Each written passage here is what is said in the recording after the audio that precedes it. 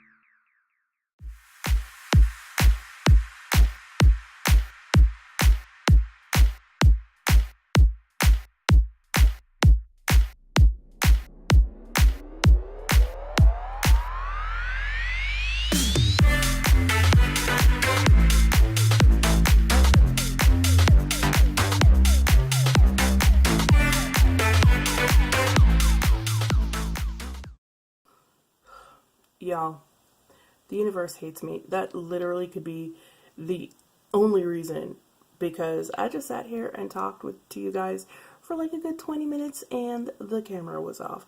All right, so let's get back into it.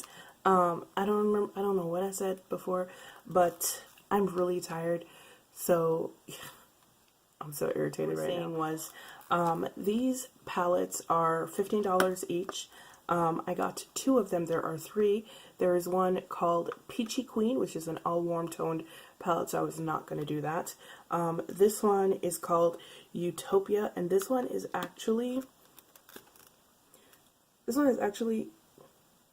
not really the fave, even though I feel like it should be. It's not really the fave, and the reason why, Utopia has more matte tones than the other palette, which is called Treasured. This one, it has more matte tones than Treasured, but I find that some of the matte tones, or most of the matte tones, don't really go on. Either there's a little bit of fallout with this palette, not a whole lot, but a little bit. I find like a lot of the matte tones don't go on the way that they're supposed to. So if you look at this is kind of like, I think you would call this like a cornflower blue. So it goes on like this, and if you look at it in comparison to what its swatch is like, that's really not the same shade. It takes a little while to build up a lot of the matte shades also, because they go on very sheer, but that could be a good or a bad thing. This camera keeps cutting out on me. What is going on? Alright, so I was saying that in the Utopia palette, the shades that are my fave in that palette are this the shimmery teal blue right here, and this kind of minty green shade above it, and that's these 2 shades right here. And then this shade in the palette looks like a white, but it does go on like a silver, like a gunmetal silver. So there's something to keep in mind, is that these shades won't necessarily go on if you're my complexion. I'm gonna use that caveat because I don't know how it will look on someone with a lighter complexion. But if you're someone my complexion, the caveat is that some of the shades are probably not going to go on exactly as they look in the pan on you. For example, this is the Treasured palette right here, and this green shade right here is a shade that I have all over my lid. When you swatch it, it still does look green, but on my lid it just looks like a gold, like a darker gold with a green undertone to it. So yeah, that's something to keep in mind. Now, you would think that the Utopia with all its blues and purples would be my favorite palette. Unfortunately, it's not, because it has 8 matte shades in here, and like I said, I don't think that the mattes are as pigmented as they could be. And I know it sounds like I really don't like these palettes, but I actually really do like them. I'm just giving you guys information, so you know, take it as you will. I do actually like these palettes, but I do find, I'm gonna be honest, I'm always gonna be honest, the mattes in here do take a bit to build, which, like I said, could be a good thing or a bad thing depending on who you are and what you want out of life. So this one is not actually my fave because I don't like working with the mattes in here, especially since out of 8 mattes, I think 1, 2, 3, 4 of them are, out of the 8 mattes in this palette, 4 of them are lighter mattes, and on someone with brown skin, that could go a little bit dicey, you know, depending. Now, I actually really like the Treasured palette, even though, as you can tell, the shades in here are a bit warmer.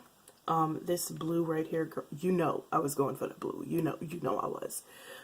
This blue right here is probably my favorite shade in the palette, followed by this lovely teal. These are probably my 2 favorite shades in the palette. But yeah, these are really good palettes. So let me give you some deets on these palettes again, since that part of the video cut out as I was talking about them. The universe hates me. It's cool though. It's cool. I'm used to it. It's my lot in life. It's cool. Alright, so I was gushing and waxing poetic about these palettes simply because these palettes are $15 on the Kokie website. This palette looks like any high-end palette out here. Like seriously, I have seen high-end palettes that look like drugstore palettes, and thinking about a certain $65 clear paneled pack palette that shall not be named, for $15, this is what you get. These, if nothing else, are collector's items, but fortunately for you and for me, this video is almost over. No, fortunately for you and for me, the shadows inside are really good.